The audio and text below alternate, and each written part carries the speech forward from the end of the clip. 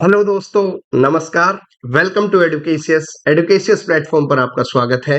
आज तो जो टॉपिक हम डिस्कस करने जा रहे हैं that is important economic terminologies. Important economic terminologies ये वो टॉपिक है जो कि इकोनॉमिक्स की जो टर्म्स हैं वो डिस्कस करेंगे हम डिटेल में। ये बेसिकली हर एग्जाम, चाहे वो यूपीएससी हो, चाहे वो स्टेट पीसीएस हो, चाहे वो आरबीआई का रिक्रूटमेंट एग्जाम हो, चाहे वो नाबार्ड का एग्जाम हो, एसएससी का एग्जाम हो या कोई भी अन्य बैंकिंग या इंश्योरेंस कंपनी का रिक्रूटमेंट का एग्जाम हो, उसमें इकोनॉमिक टर्मिनोलॉजी से रिलेटेड या तो डायरेक्ट क्वेश्चन आते हैं या फिर करंट अफेयर या कॉन्सेप्ट्स के साथ अमलगमेट होके क्वेश्चंस पूछे जाते हैं डिफरेंट डिफरेंट रिक्रूटमेंट एग्जामिनेशंस में।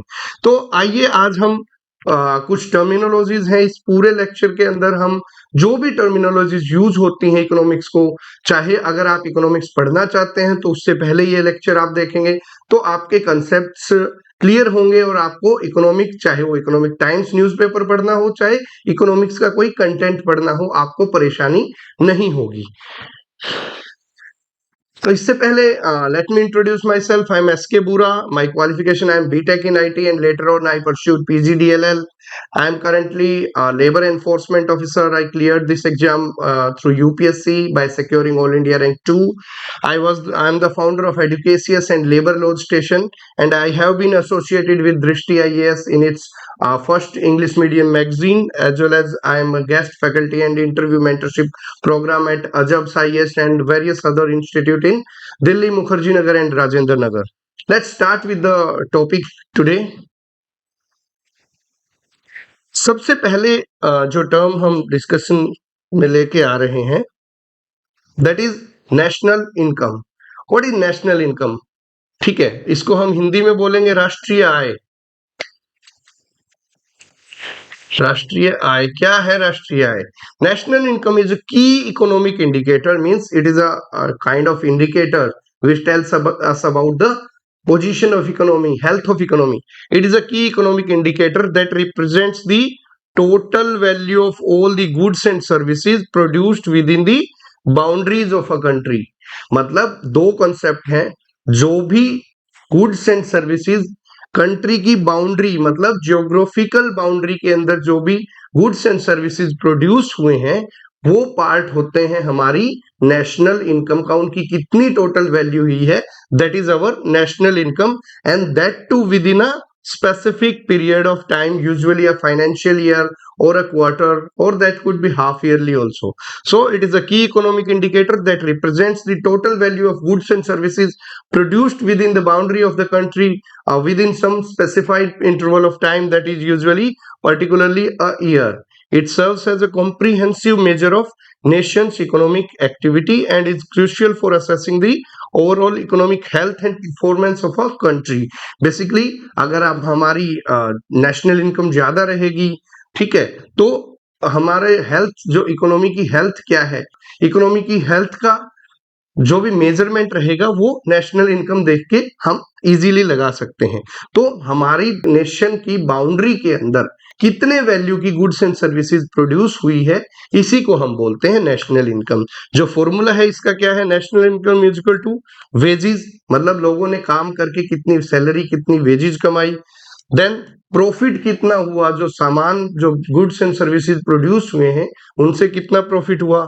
रेंट या फिर रेंटल इनकम कितनी आई, रेंट कितना आया, प्लस जो टैक्सेस हैं, जो हमारे ऊपर टैक्स लेवी किए गए हैं, इन सबको और सब्सिडी को इसके अंदर से माइनस कर दिया जाता है। The complete formula for national income is wages plus profit plus rent plus taxes minus subsidies, क्योंकि सब्सिडी गवर्नमेंट जो सब्सिडी देती है वो हमारी नेशनल इनकम का पार्ट नहीं होती, वो क्योंकि वो ऑलरेडी नेशंस की वेल्थ से ही दी जाती है, तो नेशनल इनकम में उसको डिडक्ट कर दिया जाता है।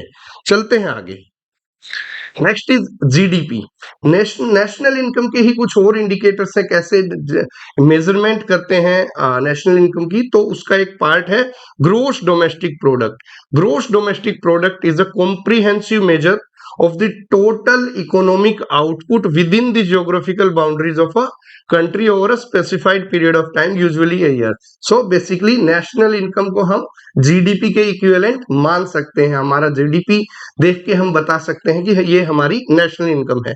तो GDP means gross domestic product. हमारी डोमेस्टिक बाउंड्री के अंदर, देश की बाउंड्री के अंदर कितना हमारा प्रोड्यूस हुआ है, कितनी वैल्यू का प्रोड्यूस हुआ है गुड्स एंड सर्विसेज का, उसी को हम बोलते हैं GDP. So it is a comprehensive measure of total economic output. हमारा टोटल इकोनॉमिक कितना आउटपुट हुआ है. तो टोटल इकोनॉमिक आउटपुट कैसे होगा कि हमने कितनी गुड्स एंड सर्विसेज प्रोड्यूस की है.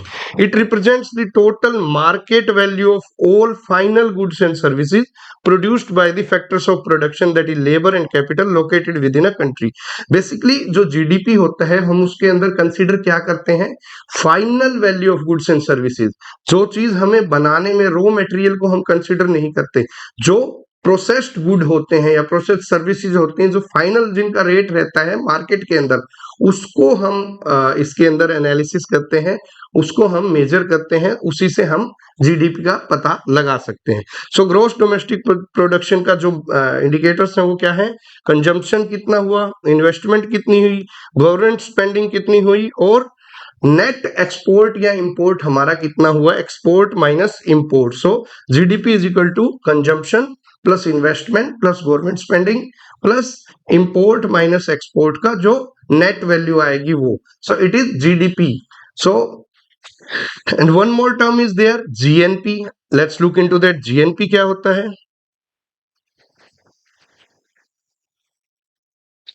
Now it's GNP, gross national product.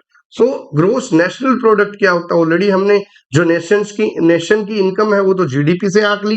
GNP क्या होता है, तो GNP is gross national product. It is a measure of the total economic output produced by the country's residents regardless of their location during a specific period of time. हमने क्या देखा था कि GDP के अंदर तो हमारी जो इंडिया की बाउंड्री के अंदर जितने वैल्यू की गुड्स एंड सर्विसेज प्रोड्यूस हुई या जितने का इकोनॉमिक आउटपुट आया है उसको हम जीडीपी में कंसीडर करते हैं. लेकिन जीएनपी में चाहे हमारे रेसिडेंट बाहर फॉरेन कहीं पे जाके और वो फिर रेमिटेंसीज भेजते हैं, उसको भी हम जीएनपी के अंदर कैलकुलेट करते हैं. So it is the total economic output produced by the country's residents. मतलब it also includes the income by NRIs, non residential Indians जो होते हैं, एनआरआई की इनकम है, उनको भी जीएनपी के अंदर माना जाता है. तो it considers both the production with in the countries borders and the production by it's citizens abroad. मतलब ये एक बड़ी कॉम्प्रिहेंसिव टर्म है जो जीडीपी को तो इंक्लूड करती ही है, साथ में जो हमारे रेसिडेंट, इंडियन रेसिडेंट फॉरेन में या अब्रोड में कुछ जो जितने वैल्यू का इकोनॉमिक आउटपुट हमें इंडिया में देते हैं उसको भी हम कंसीडर करते हैं. So GNP, gross national product, is equal to GDP plus net factory income from abroad. GDP plus net factory income from abroad, जो बाहर से भी हमारी इनकम आती है उसको भी हम जीएनपी के अंदर कंसीडर करते हैं. तो it is a bigger term. This term has a wider ambit than GDP. Moving on to next, gross fixed capital formation. Gross fixed capital formation. So gross fixed capital formation is an economic indicator. It is also an economic indicator that measures the total value of new fixed assets. New fixed assets purchased by businesses, government and household within an economy over a specific period of time. It is a key component of national accounts and is used to assess the level of investment in physical assets that contribute to the production capacity of a country. Basically नाम से ही पता चलता है gross fixed capital formation, मतलब एक specified period of time के अंदर हमारे बिजनेस हाउसेज, फैक्ट्रीज, इंडस्ट्रीज या हमारी गवर्नमेंट ने या हमारे हाउस होल्ड ने कितने फिजिकल एसेट्स एक्वायर किए हैं या फॉर्म किए हैं, कैपिटल एसेट्स. कैपिटल एसेट्स क्या होते हैं, जैसे कि एक फैक्ट्री के अंदर मान लीजिए कोई नई मशीन आई है, मान लीजिए 1 करोड़ रुपए की कोई नई मशीन आई है, तो वो उस फैक्ट्री के लिए एक कैपिटल असेट माना जाएगा। तो पूरे एक फाइनेंशियल ईयर में या गवर्नमेंट ने कोई सड़क बनाई है या गवर्नमेंट ने कुछ, तो वो कैपिटल असेट माना जाए, कोई हाईवे बनाया है या गवर्नमेंट ने कोई पब्लिक सेक्टर अंडरटेकिंग सेटअप की है, तो वो भी हमारा गवर्नमेंट का कैपिटल फॉर्मेशन, कैपिटल असेट माना जाएगा। तो पूरे एक साल के अंदर इंडस्ट्रीज ने, बिजनेस हाउसेज ने, गवर्नमेंट ने या हमारे हाउस होल्ड ने कितना ग्रोस कैपिटल फॉर्मेशन किया है, कितने नए फिजिकल असेट्स एक्वायर किए हैं जिसको यूज करके वो एंड प्रोडक्ट बनाएंगे या फिर वो किसी अन्य और रिवेन्यू जनरेशन में काम आएगा। तो this is known as gross fixed capital formation. इसका फॉर्मूला क्या है? Gross fixed capital formation is gross capital expenditure minus depreciation, where gross capital expenditure is the total spending on fixed asset, new fixed asset, and the depreciation accounts for the decrease in the value of existing assets। तो depreciation को इसमें से deduct कर देते हैं। मान लीजिए नई मशीन लेके आए हैं, पुरानी खराब हो गई है, तो हम उसको अगर वेस्ट प्रोडक्ट में बेच देंगे, स्क्रैप में बेच देंगे, तो नए प्रोडक्ट की जो कॉस्ट है माइनस वो डेप्रिसिएशन की जितना हमें पैसा मिलेगा, उन दोनों को माइनस करके हमारा ग्रोस फिक्स्ड कैपिटल फॉर्मेशन आ जाता है। Moving on to next, then is per capita income. Per capita income basically एक कंट्री के अंदर उसके रेसिडेंट्स की पर हेड आय कितनी है, उसको हम पर कैपिटा इनकम बोलते हैं। It is a measure of the amount of money earned by per person in a nation or a geographical region. So it can be per capita income of a state also, per capita income of a city also, or per capita income of a country also. So per capita income is used to determine the average per person income for a area and to evaluate the standard of living and quality of life of the population. तो basically पर capita income क्या है? हमारी जो total GDP है, हमारी जो total national income है डिवाइडेड बाय टोटल पॉपुलेशन, उसको टोटल पॉपुलेशन को डिवाइड करके ये देख लेंगे कि प्रति व्यक्ति आय कितनी है, हर व्यक्ति की कितनी आय है। उससे हम हमारे स्टैंडर्ड ऑफ लिविंग का भी पता चल जाता है कि वहां पे क्या स्टैंडर्ड ऑफ लिविंग है और वहां के लोग किस क्वालिटी की लाइफ जी रहे हैं। So it is per capita income. It is calculated by dividing the country's national income by its total population। Moving on to next, then is purchasing power parity। purchasing power parity क्या होता है कि हमारी purchase करने की कितनी power है। It is a popular metric used by the macroeconomic analysis that compares different countries currency through a basket of goods approach।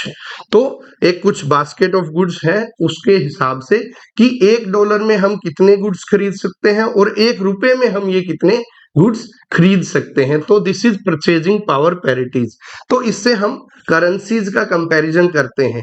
अब मान लीजिए आपको एक एग्जांपल के लिए बताता हूं, आईफोन है। आईफोन अगर हम डॉलर में लेने जाएंगे, यूएस में डॉलर्स के अंदर लेंगे, तो आईफोन कंपैरेटिवली काफी चीप मिल जाएगा। लेकिन आईफोन हम इंडिया के अंदर रुपए के अंदर देंगे तो वो 1 लाख की कॉस्ट को पार कर जाता है। सो this is purchasing power parity, क्योंकि यूएस की डॉलर की करेंसी ज्यादा है और यहाँ पे हमारी रुपये की करेंसी कम है, तो हमें आईफोन, वही आईफोन सेम चीज है, वही आईफोन हमें महंगा मिलेगा। तो हमारी परचेजिंग पावर पैरिटी काफी कॉस्टली है। हम और डॉलर की परचेजिंग पावर कैपिटल, क्योंकि डॉलर स्ट्रॉन्ग है तो उसकी परचेजिंग पावर पैरिटी स्ट्रॉन्ग है। तो PPP allows economists to compare economic productivity and the standard of living between countries। Some countries adjust their GDP figures to reflect the purchasing power parity। तो basically हम किस, हमारी purchasing की क्या power है, ठीक है, हमारी करेंसी की परचेजिंग की क्या पावर है, वो पता चलता है परचेजिंग पावर पैरिटी से। Moving on to next, then is Lorenz curve. A Lorenz curve is a graphical representation of the distribution of income or wealth within a population। तो बेसिकली ये ग्राफ बनाया जाता है कि ये बताता है कि कितनी किस पॉपुलेशन, हमारी पॉपुलेशन और वेल्थ के क्या रिलेशन है, कि हमारी इनकम हमारी पॉपुलेशन में किस तरह से डिस्ट्रीब्यूटेड है। ये बेसिकली इक्वालिटी और इनइक्वालिटी को दर्शाता है। Lawrence curve graph percentiles of the population against the cumulative of the people and below that of percentile. Lorentz curve along with their derivative statistic are widely used to measure the inequality across the population. की ऐसा तो नहीं है कि बहुत ज्यादा population है और लेकिन wealth जो है वो कुछ ही लोगों के पास है, तो बेसिकली वो वहां पे inequalities शो करेगा. So Lorentz curve is the central piece in calculating the Gini's coefficient. Lorentz curve और Gini coefficient अगर एक से दूसरे से रिलेटेड है, which is a mathematical representation of inequality level. तो गिनी कोफिशिएंट बताता है कि इनइक्वालिटी लेवल कितना है. ठीक है, हम आगे आने वाली स्लाइड में गिनी कोफिशिएंट को पढ़ेंगे. आइए इसकी ग्राफिकल रिप्रेजेंटेशन देखते हैं. सो this is the Lorentz curve, graphical representation है. इसका एक्स एक्सिस पे वेल्थ दिखाई जा रही है, वेल्थ की क्या रैंक है, और यहाँ पे क्युमुलेटिव परसेंटेज ऑफ वेल्थ है. तो this is Lorentz curve. This is the Lorentz curve. अगर ये सीधा होता तो ये लाइन ऑफ इक्वालिटी थी. अगर ये बिल्कुल बराबर होता, मतलब पॉपुलेशन के साथ वेल्थ का इक्वली डिस्ट्रीब्यूटेड है, तो this is the line of equality. लेकिन this is inequality. Then is Gini's coefficient. हमने देखा था कि लोरेंस कर्व एक ग्राफिकल रिप्रेजेंटेशन है जो कि गिनी कोफिशिएंट को मेजरमेंट करने में हेल्प करता है. तो गिनी इंडेक्स भी बोल देते हैं, गिनी कोफिशिएंट भी बोल देते हैं. It is a measure of the distribution of income across a population. वो क्या था? That is a graphical representation of distribution of income across population. But Guinness coefficient is a mathematical major of the distribution of income across A population.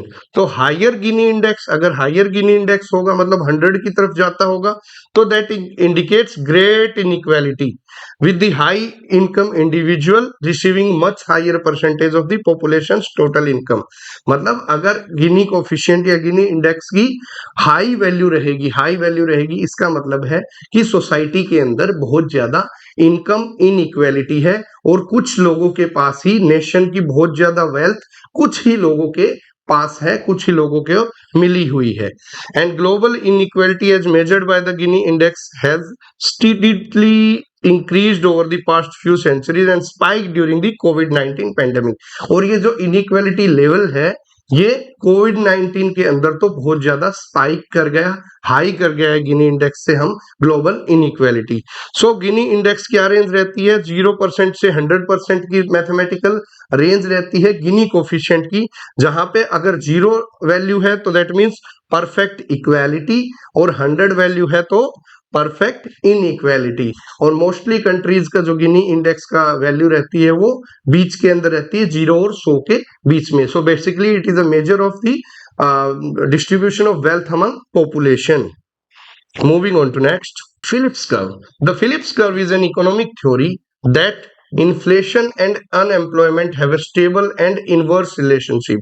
जो Phillips curve है वो एक ऐसी theory है, वो बताता है कि इन्फ्लेशन और अनएम्प्लॉयमेंट इनवर्स रिलेशनशिप है.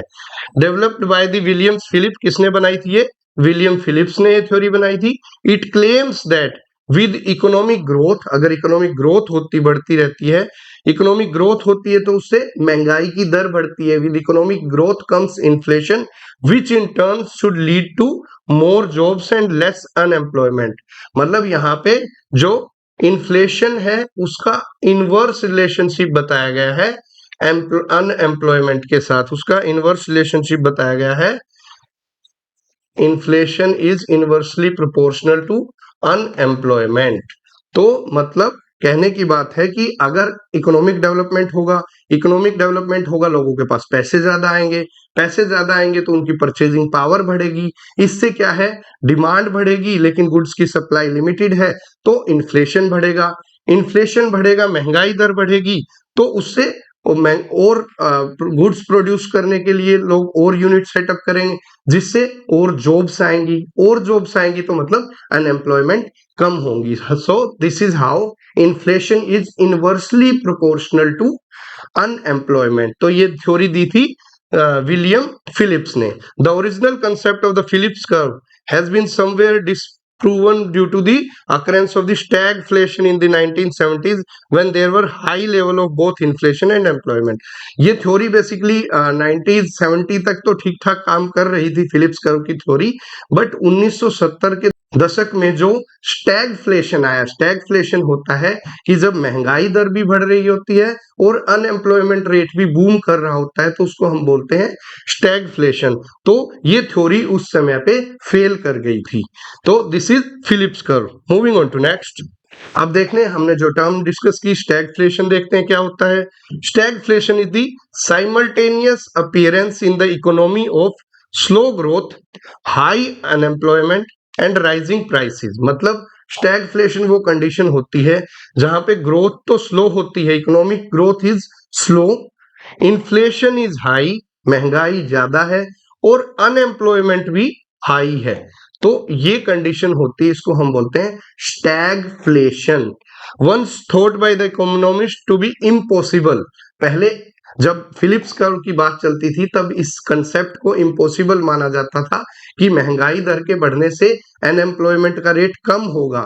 जबकि 1970 में जब ये स्टैगफ्लेशन आया तब ये कॉन्सेप्ट बुरी तरह पिट गया, और इसके अंदर क्या था, इकोनॉमिक डेवलपमेंट कम था और इन्फ्लेशन भी बढ़ रहा था और अनएम्प्लॉयमेंट के रेट्स भी बढ़ रहे थे। Stagflation has occurred repeatedly in the developed world since 1970s. Policy solutions for the slow growth tend to worsen the inflation and vice versa, that makes stagflation hard to fight. तो ये वो condition है जब inflation और unemployment दोनों ही rate बढ़ रहे होते हैं। Then come on to the term of inflation. Inflation क्या होती है, महंगाई की जो दर होती है उसे हम इन्फ्लेशन बोलते हैं। Inflation is the rate at which prices of goods and services rise. तो किस दर पे, किस रेट पे जो गुड्स और सर्विसेज के प्राइस बढ़ रहे हैं उसको हम बोलते हैं inflation. Inflation is sometime classified into three type. Inflation को तीन टाइप से बांटा गया है। One is demand pull inflation, one is cost push inflation, and then is built in inflation. तीन टाइप है। नेक्स्ट स्लाइड में हम देखेंगे कि कौन से टाइप के इन्फ्लेशन है। The most commonly used inflation index are the consumer price index and wholesale price index. Wholesale price index और कंज्यूमर प्राइस इंडेक्स से हम इन्फ्लेशन को मेजर करते हैं। Inflation can be viewed positively और negatively depending upon the individual view point and rate of change. तो inflation को अच्छा भी माना जाता है, उसको पॉजिटिव भी देखा जाता है और उसको नेगेटिव भी देखा जाता है, डिपेंडिंग करता है कि कैसे, किस व्यू पॉइंट से। तो मैं आप लोगों को एक क्वेश्चन देता हूं कि where can inflation be considered positive. महंगाई को हम कब पॉजिटिव समझ सकते हैं? सो इसका आंसर मुझे कमेंट बॉक्स में आप लोग जरूर दीजिएगा। Those with the tangible assets like property or stocks, commodities may like to see some inflation as that rises the value of their assets. थोड़ा हिंट मैंने ऑलरेडी दे दिया है आपको, बट इसका डिटेल की कौन से लोग इन्फ्लेशन को अच्छा मानते हैं और कौन से लोग इन्फ्लेशन को नेगेटिवली परसीव करते हैं। चलते हैं आगे। Then is how does inflation work. हमने तीन टाइप देखे थे। One is demand pull, then is cost push inflation, then built in inflation. देखिए कि कोई व्हेन डिमांड ऑफ गुड्स और सर्विसेज एक्सीड्स प्रोडक्शन और कैपेसिटी, तो वो क्या है, जब महंगाई किस वजह से बढ़ती है कि जब डिमांड बढ़ जाती है किसी सामान की, किसी गुड की, और उसको सप्लाई करने के लिए सफिशिएंट गुड्स नहीं होते, तब महंगाई उसकी बढ़ जाती है। मतलब जो स्नीकर, एक्सक्लूसिव स्नीकर्स है, मान लीजिए कोई शूज है और कोई कंपटीशन है, कोई रेस का कंपटीशन है और उसका ब्रांड दिखा दिया कि ये बहुत अच्छे हैं इस चीज के लिए, तो जिसकी $100 थी, लोग लाइन में खड़े होकर खरीदेंगे तो ऑटोमेटिकली उसका रेट $150 हो जाएगा। Then is cost push inflation. मतलब उसकी रॉ मटेरियल्स की कीमत बढ़ गई, या उसकी जो फ्रेम अप करने में, उसको बनाने में, प्रोड्यूस करने में उसकी जो कॉस्ट इंक्रीज हुई, उसकी वजह से अल्टीमेटली उसका एंड प्राइस इंक्रीज हुआ, उसको हम बोलते हैं कॉस्ट पुश इन्फ्लेशन। मान लीजिए बैलून जो ₹5 के मिल रहे थे, आप $10 या ₹10 के मिलने लगे, क्योंकि हीलियम जो गैस इसके अंदर भरी जाती है, वो पहले $10 का सिलेंडर आता था, $20 का हो गया। इस वजह से उसकी कॉस्ट होगी, महंगाई कॉस्ट बढ़ गई, तो एंड कॉस्ट भी इंक्रीज होगी। This is known as cost push inflation when production cost increases the prices. And next one is built-in inflation. Built-in inflation is when prices rise, wage rise too, in order to maintain living cost. मतलब अगर prices बढ़ रहे होंगे तो veg बढ़ेगी, veg बढ़ेगी तो उनकी परचेजिंग पावर बढ़ेगी, तो वो और सामान खरीदेंगे। अल्टीमेटली ये बिल्ट इन इन्फ्लेशन हो जाएगा। उस और सामान खरीदेंगे मतलब उसकी डिमांड आएगी तो ऑटोमेटिकली डिमांड पुल इन्फ्लेशन से उसका रेट बढ़ेगा। So this is when prices rise, wage along with that wage rises, and in order to that, to maintain the living, this worker class will buy goods aggressively, which will lead to increase in the price of that good. So this is built in inflation. So these are the three types of inflation which we are discussing. One is demand pull inflation, then is cost push inflation, and then is built in inflation. Moving on to next term is wholesale price index, WPI, wholesale price index. Wholesale price index basically क्या होता है? It represents the price of basket of wholesale goods, and it focuses on the price of goods that are traded between corporation.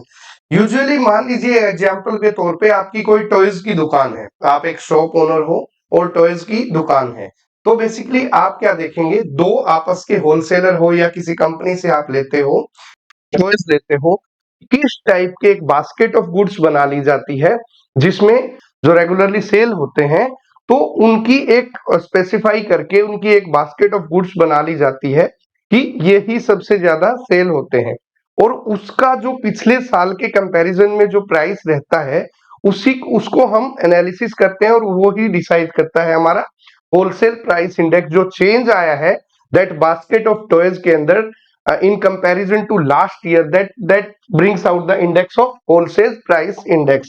So it focuses on the price of goods that are traded between corporation and it does not concentrate on goods purchased by the consumer. तो ये and consumers के goods को अभी इसके अंदर include नहीं किया जाता। ये बेसिकली दो एंटिटीज या दो शॉप्स के बीच में या कॉरपोरेशंस के बीच में, होलसेलर्स के बीच में जो गुड्स की आपस के अंदर ट्रांजैक्शन रहती है, उन गुड्स का पिछले साल के कंपैरिजन में क्या प्राइस चेंज हुआ है, कितना इन्फ्लेशन हुआ है या डिफ्लेशन हुआ है, उसी को मेजर करता है wholesale price index.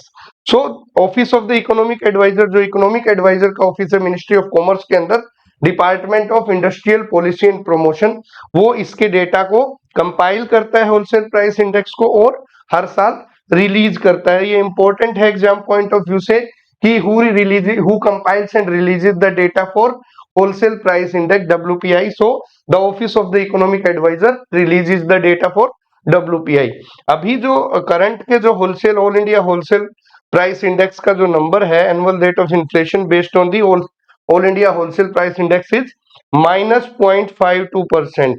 This is the provisional number, final numbers नहीं है, but it is currently -0.25% for the month of अगस्त 2023 का ये डेटा है इन कंपैरिजन टू अगस्त 2022। मतलब 2022 को कंपेयर करेंगे अभी के साथ, तो जो fixed basket of goods and services है, गुड्स की जो फिक्स्ड बास्केट ऑफ गुड्स है, उनका जो प्राइसेस है वो कम हुए हैं, मतलब महंगाई की दर कम हुई है होलसेल प्राइस इंडेक्स के डेटा के हिसाब से।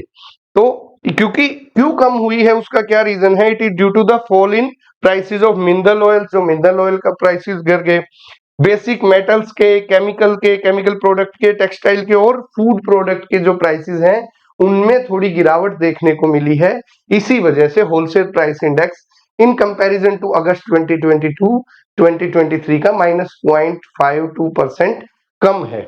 चलते हैं आगे। Next is CPI, consumer price index. जो हमने पहले देखा था वो होलसेल प्राइस इंडेक्स था, उसके अंदर that basket of goods which was used to analyze the differences in the price was based on wholesale prices. So ये जो consumer price index है, ये basically क्या देखता है?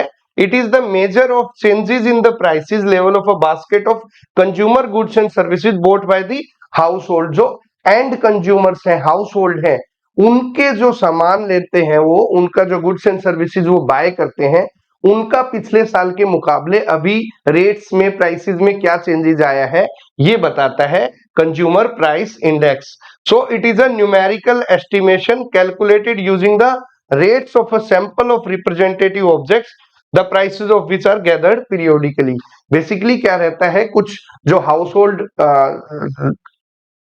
हाउसहोल्ड होते हैं वो कौन से गुड्स यूजुअली बाय करते हैं, ऐसी एक बास्केट ऑफ गुड्स है एक, तो उसके जो सैंपल ऑफ गुड्स भी बोल सकते हैं, बास्केट ऑफ गुड्स भी बोल सकते हैं, उसका जो पिछले जो प्राइसेस थे, पिछले साल जो सेम समय में प्राइसेस थे और इस समय में उनमें कितना चेंजेस आया है उन प्राइसेस में, ये क्या एस्टिमेट कौन करता है? सीपीआई करता है। और इसका फॉर्मूला क्या रहता है? Consumer price index is equal to cost of market basket in a given year divided by cost of market basket in base year into 100। मतलब एक जो बास्केट बनाई हुई है, सैंपल बनाया हुआ है गुड्स का, जिसके अंदर मान लीजिए आटा है, दाल है, दूध है, पल्सेस है, एग्स है, इस तरह का एक बास्केट बनाया जो हाउस होल्ड यूजुअली यूज करते हैं, कपड़े हैं, उनका पिछले साल कितना प्राइस था और इस साल कितना प्राइस है? पिछले इस साल कितना प्राइस है डिवाइडेड बाय बेस ईयर में कितना प्राइस था इनटू 100। तो ये देख बताता है कंज्यूमर प्राइस इंडेक्स सीपीआई।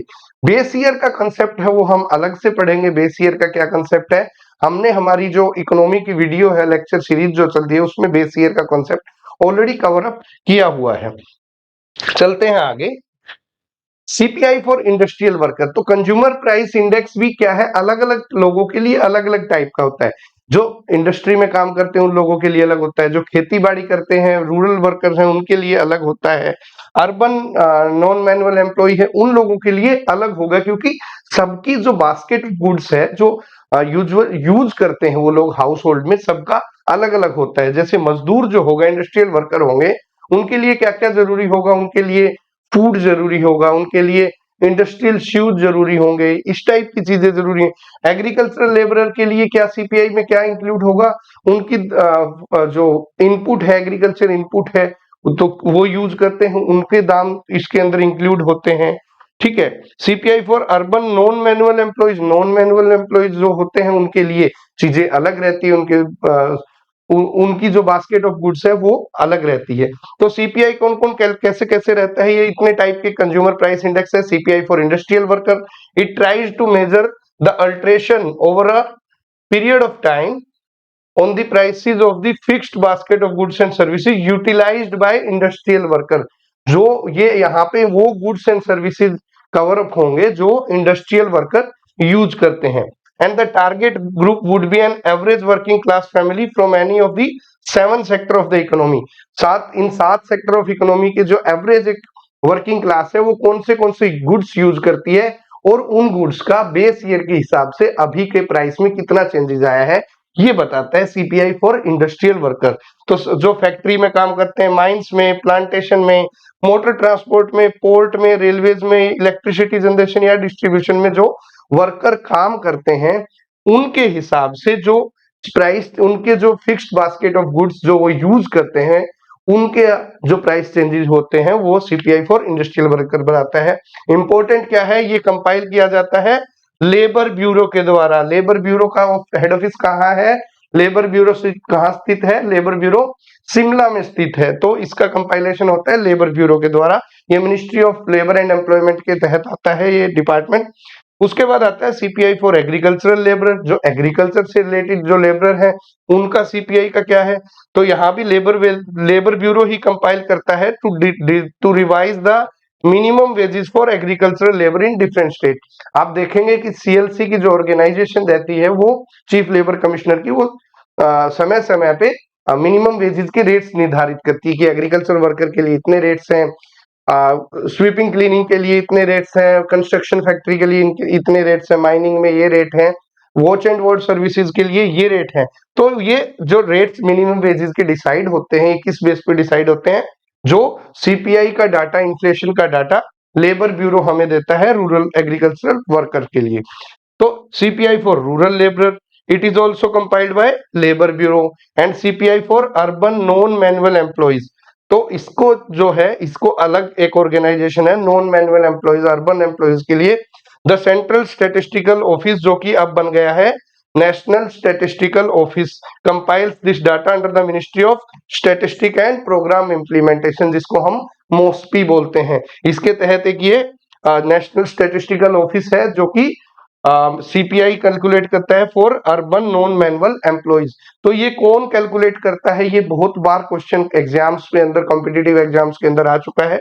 तो आप यहाँ से बिल्कुल मोस्टली करने वाले हैं लेबर ब्यूरो, सिर्फ नेशनल स्टैटिस्टिकल ऑफिस करता है CPI urban non manual employees का।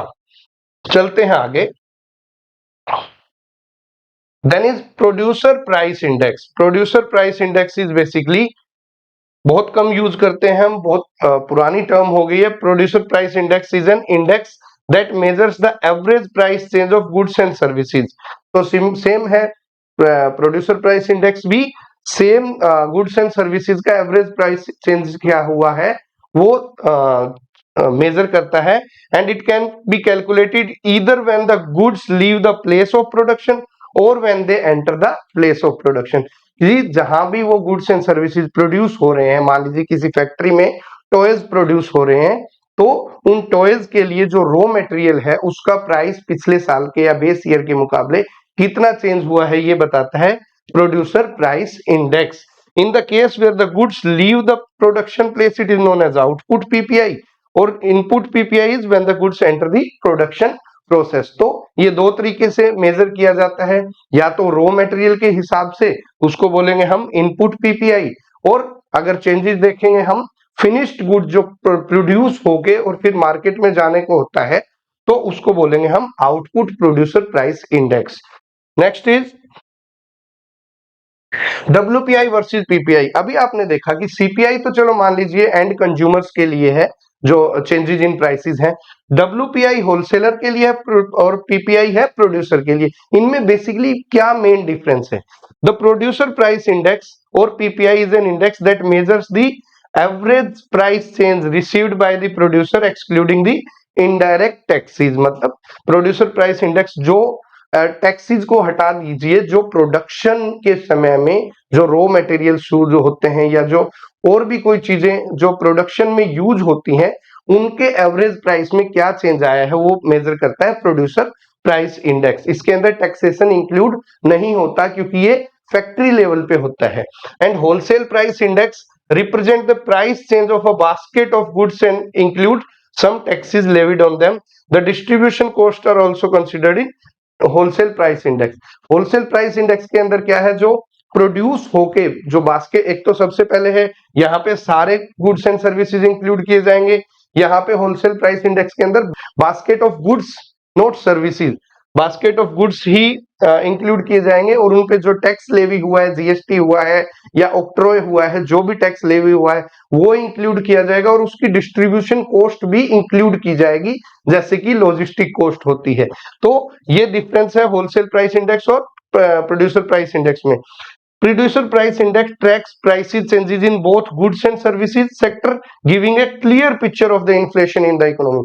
मतलब प्रोड्यूसर प्राइस इंडेक्स गुड्स और सर्विसेज के जितने भी all the goods and services उनके जो प्राइस चेंजेस होते हैं उनको ट्रैक करता है और एक इन्फ्लेशन की क्लियर पिक्चर देता है। जबकि जो होलसेल प्राइस इंडेक्स में है वो उसके अंदर सर्विस सेक्टर जो कि 60% है हमारे जीडीपी का वो इंक्लूड नहीं होता।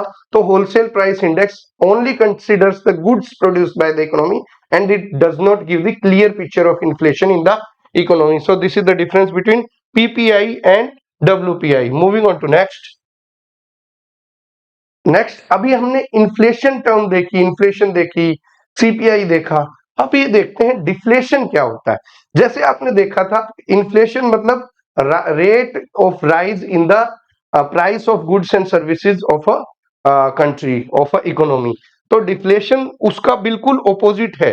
Deflation is an economic phenomena characterised by sustained decrease in the general price level of goods and services within an economy.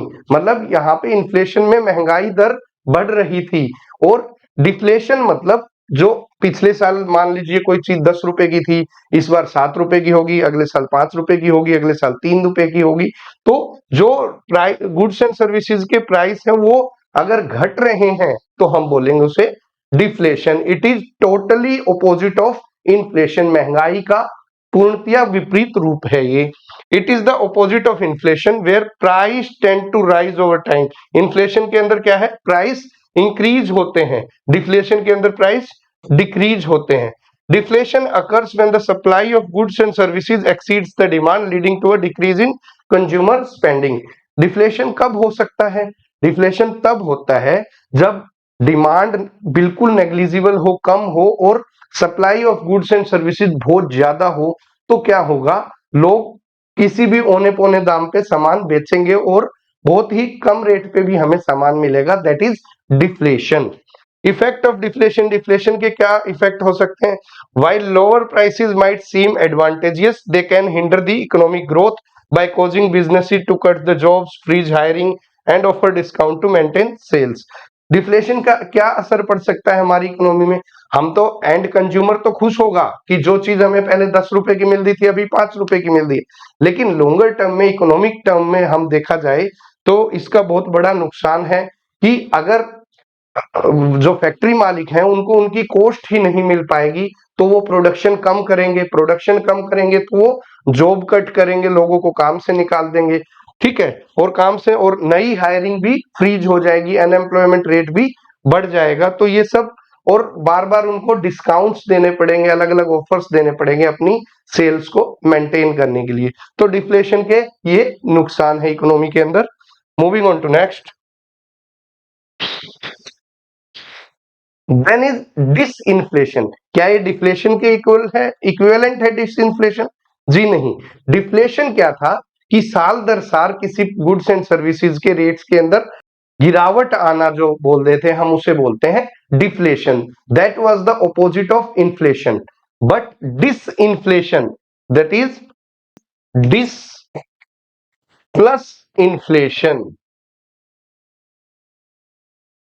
मतलब इन्फ्लेशन तो है लेकिन उसकी जो रेट ऑफ इन्फ्लेशन है वो कम है। तो disinflation is the process of slowing down of the rate of inflation. जो महंगाई की दर जो चल रही थी, वो महंगाई तो बढ़ रही है लेकिन बहुत कम दर से बढ़ रही है, बहुत कम रेट से बढ़ रही है, उसको हम बोलेंगे disinflation. So it is the process of slowing down of the rate of inflation and is used when the marginal reduction in the rate of inflation in the short term. मतलब जो, अगर हम किसी भी गुड्स एंड सर्विसेज का, अगर good का एक मान लीजिए एक टॉय है, खिलौना है, वो पहले 2 रुपए का था, फिर 4 रुपए का होगा, फिर 6 रुपए का होगा, अगले साल 8 रुपए का होगा, और तो ये है कंटिन्यूस रेट ऑफ इन्फ्लेशन। लेकिन वो 2 का है, फिर 4 का हो गया, फिर 6 का हो गया, लेकिन फिर वो 6.5 का हो गया, 7 रुपए का हो गया, 7.25 रुपए का हो गया। तो that is known as disinflation, की जिस रेट से वो बढ़ रहा था उस रेट में, इन्फ्लेशन के रेट में कमी आई है, that is known as disinflation. So deflation is different from disinflation, where in deflation the inflation rate turns negative and in is considered the opposite of inflation. Deflation में क्या होता है, जो इन्फ्लेशन का रेट होता है वो नेगेटिव हो जाता है, बिलो जीरो चला जाता है, जबकि डिसइंफ्लेशन के अंदर रेट तो जीरो से ऊपर रहता है लेकिन बहुत ही मिनिस्कल हो जाता है। अब आरबीआई जो करंट अफेयर्स से बात करें तो RBI has mandated by the government to keep the consumer price index based inflation at 4% with ±2 range. जो हमारे आरबीआई है उसकी जो कमेटी है उसने मैंडेट किया है गवर्नमेंट को कि जो इन्फ्लेशन है उसको 4 ±2, मतलब 2 से ऊपर और 6 से नीचे, इस रेंज के अंदर ही हमारा कंज्यूमर प्राइस इंडेक्स का जो लेड इन्फ्लेशन है उसको रखना है। अभी 5.1 इन्फ्लेशन चल रहा है, which is the inflation projection bye the RBI for the financial year 2023-24 is 5.1, which is well within the range specified by the RBI. The central bank has raised the repo rate by 250 basis point between May 2022 and February 2023 to check inflation. Inflation को check करने के लिए, inflation को, महंगाई दर को रोकने के लिए, तो इसलिए क्या किया गया, ताकि मार्केट के अंदर बहुत ज्यादा महंगाई हो रही थी, क्योंकि मार्केट के अंदर लिक्विडिटी ज्यादा थी, पैसे ज्यादा थे, तो और इजीली अवेलेबल था मनी, तो उसको रोकने के लिए जो इंस्ट्रूमेंट है आरबीआई के पास, वो इंस्ट्रूमेंट है ये रेपो रेट को इंक्रीज कर देता है। जो रेपो रेट होता है, रेपो रेट होता है जिस रेट से आरबीआई अपने बैंक को, कमर्शियल बैंक्स को पैसे उधार देता है या लेंड करता है, that is known as repo rate. तो रेपो रेट का जो रेट है उसको बढ़ा के 250 basis point, 250 basis point is equal to 2.5%, 2.5% तक बढ़ा दिया मई 2022 से फरवरी 2023 के बीच में। तो ये किस लिए बढ़ाया, to check the inflation. The Reserve Bank of India maintains the stability of Indian financial system through conduct of monetary policies as financial instabilities can determine the economic growth and impede the monetary policy transmission. तो समय समय पे, जैसे आज में जिस दिन video ये बनाई जा रही है, दैट इज 8 दिसंबर 2023, आज मॉनेटरी पॉलिसी कमेटी की अभी बैठक हुई है, जिसके अंदर रेपो रेट को, जो अभी रेपो रेट है उसी पे रखा गया है, 6.5% ही रखा गया है, क्योंकि ऑलरेडी 250 बेसिस पॉइंट बढ़ा चुके थे, अभी उसमें चेंज नहीं लाया गया। और बेसिक जो मॉनेटरी पॉलिसी का एम यही बोला गया है कि हमें महंगाई को कंट्रोल करना है। महंगाई जो कोर इन्फ्लेशन है, which does not include food and fuel, वो well within the limit specified by RBI है। जो कोर इन्फ्लेशन है, सिर्फ फूड के रेट्स थोड़े से due to bad weather condition और due to inflation in this tomato and onion, तो इस वजह से थोड़े फूड के रेट ज्यादा बढ़े हैं। But otherwise, the normal core inflation is well within the limit specified by the Reserve Bank of India. Moving on to next. Then is GDP deflator. GDP deflator क्या होता है? It serves as a gauge of inflation by measuring the average price changes in all the components of GDP. Unlike other inflation measures like CPI, WPI, that focuses on specific goods and services. The deflator comprehensively reflect the price fluctuation across entire economy. जैसे क्या था, हमने discuss किया था, WPI के अंदर basket of goods के price fluctuation को ही आंका जाता है। सीपीआई फॉर रूरल वर्कर्स में कुछ दूसरे सैंपल ऑफ गुड्स होते हैं। सिमिलरली इंडस्ट्रियल वर्कर की सीपीआई में कुछ और बास्केट ऑफ गुड्स होती है, जबकि जीडीपी डिफ्लेटर पूरी इकोनॉमी के जो गुड्स एंड सर्विसेज के रेट्स में जो चेंजेस आते हैं उसको मेजर करता है GDP deflator. So it measures the average price change in all the components of GDP. GDP के अंदर जितने भी प्राइस कंपोनेंट हैं उनके प्राइस चेंजेस को मेजर करता है GDP deflator. So GDP deflator comprehensively reflects the price fluctuation across entire economy. A rising GDP deflator indicates inflation, which can affect the purchasing power and consumer behavior. अगर GDP deflator का rate rise हो रहा है तो मतलब हमारी purchasing power parity, purchasing जो power है वो कम हो रही है, और हमारा इससे कंज्यूमर बिहेवियर पे भी इंपैक्ट पड़ेगा कि अगर जीडीपी डिफ्लेटर बढ़ रहा है मतलब सभी गुड्स एंड सर्विसेज के प्राइस बढ़ रहे हैं, तो जो आम जनता है, कंज्यूमर है, वो उन गुड्स को उनकी डिमांड कम हो जाएगी automatically. And that GDP deflator is also known as price deflator और implicit price deflator. Implicit price deflator अगर क्वेश्चन आ जाता है एग्जाम के अंदर तो that is equivalent to GDP deflator only. Moving on to next. Then is core inflation. अभी मैंने टर्म यूज की थी जब मैं आरबीआई से रिलेटेड कुछ चीज बता रहा था, तो उसमें मैंने कोर इन्फ्लेशन यूज किया था। कोर इन्फ्लेशन बेसिकली क्या होता है? Core inflation is the change in the cost of goods and services but does not include those from the food and energy sector. मतलब कोर इन्फ्लेशन के अंदर सभी goods and services की जो price change आती है वो आती हैं, बट एक्सक्लूड होते हैं दो सेक्टर, एक फूड, एक फ्यूल या फिर energy sector. So core inflation is equal to total changes in the price of goods and services minus food and fuel. Food and fuel को छोड़ दीजिए, बाकी सभी गुड्स एंड सर्विसेज के अंदर जो प्राइस का चेंज हुआ है उसको हम मेजर जो करते हैं वो बोलते हैं हम कोर इन्फ्लेशन।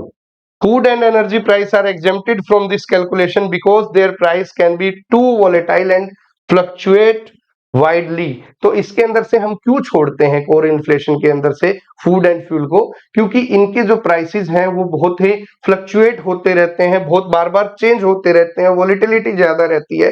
तो इससे अगर हम इनको इंक्लूड कर लेंगे तो हमारा कोर जो बेसिक सेक्टर है उसकी प्राइसेस में कितना चेंज हुआ है, वहां कितना इन्फ्लेशन हुआ है, हम उसका एक्यूरेटली पता नहीं लगा पाएंगे। इसलिए core inflation is equal to change in cost of all the goods and services except food and fuel.